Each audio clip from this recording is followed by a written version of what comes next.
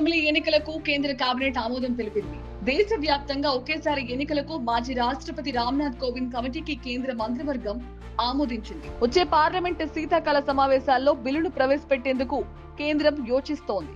ఒకే దేశం ఒకే ఎన్నిక అనే ప్రక్రియతో రూపొందిన జమిలీ విధానం దేశం మొత్తంగా ఒకేసారి ఎన్నికలు జరిపేలా జమిలీ పేరుతో తెరపైకొచ్చింది.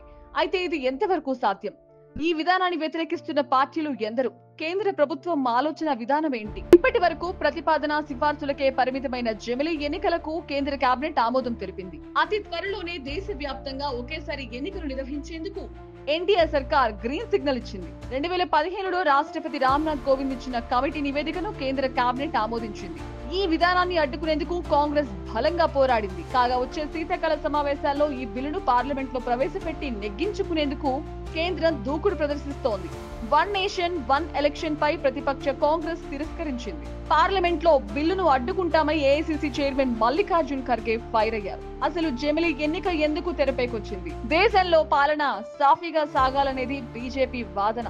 అయితే దీనికి పాలనకు భిన్నంగా దేశంలో పలు దశల్లో ఎన్నికలు జరగటాన్ని బీజేపీ ప్రభుత్వం తీవ్రంగా వ్యతిరేకిస్తోంది. దీంతో పాలనా పరంగా దేశ ఆర్థిక వ్యవస్థపై తీవ్ర ప్రభావం చూపుతుందని రామ్నాథ్ కోవింద్ కమిటీలో పేర్కొంది. దీని ఆధారంగా జమిలీ ఎన్నిక విధానం తెరపైకొచ్చింది. మోదీ సర్కార్ దేశంలో లోక్సభ అసెంబ్లీ ఎన్నికలు ఒకేసారి జరిగిన 100 రోజుల్లో స్థానిక సంస్థల ఎన్నికలను కూడా నిర్వహించాలని కమిటీ సిఫార్సు చేసింది. దీంతో నిర్ణీత వ్యవధిలో అన్ని స్థాయిల్లో కూడా ఎన్నికలు నిర్వహించడంతో పాటు దేశ ఆర్థిక వ్యవస్థను మెరుగుపరిచే విధంగా ఉంటుందనేది కేంద్ర ప్రభుత్వం బలంగా వినిపిస్తోంది. వచ్చే పార్లమెంటు శీతాకాల సమావేశాల్లో ఈ బిల్లును ప్రవేశపెట్టే అవకాశాలున్నాయి. ఈ బిల్లుపై దిశానిర్దేశం చేసేందుకు ప్రధాని మంత్రి నరేంద్ర మోదీ అధ్యక్షతన మంత్రి భేటీ అయింది. ఈ సందర్భంగా జమిలీ ఎన్నికలతో పాటు పలు కీలక అంశాలపై చర్చించినట్లు కేంద్ర మంత్రి అశ్విని వైష్ణవ్ ప్రకటించారు. అయితే జమిలీ ఎన్నికల నిర్వహణకు 18 రాజ్యాంగ సవరణలను సిఫార్సు చేయాల్సి ఉంటుంది. కాగా వన్ నేషన్ వన్ ఎలక్షన్ సాధ్యం కాదంటూ ప్రతిపక్షాలు తీవ్రంగా వ్యతిరేకిస్తున్నాయి.